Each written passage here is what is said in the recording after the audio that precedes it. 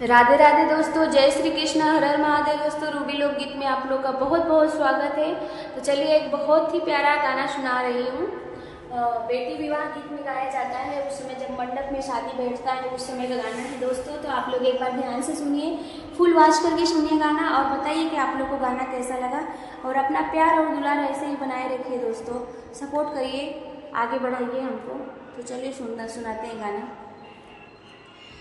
ई मत जनिहा समधी आंगन होवे छोटा हो, ई मत जनिहा समधी आंगन होवे छोटा हो।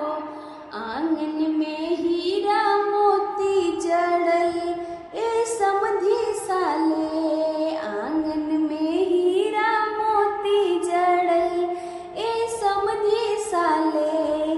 आंगन के मालिक हमें पापा होयो मकारो पापा, आंगन के मालिक हमें पापा होयो मकारो पापा।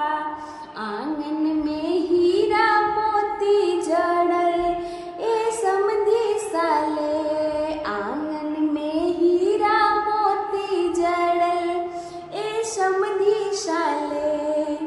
ई मत जनिहा अगुआ आंगन होवे छोटा हो, आंगन हो छोटा हो। आंगन में हीरा मोती जड़ल ए अगुआ साले, आंगन में हीरा मोती जड़ल ए अगुआ साले। आंगन के मालिक हमें चाचा हो तारकेश्वर चाचा, चाचा हो तारकेश्वर चाचा।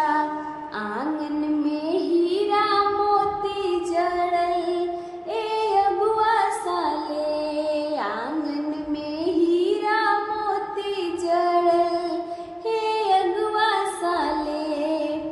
ई मत जनिहा दुल्हा आंगन होवे छोटा हो, आंगन होवे छोटा।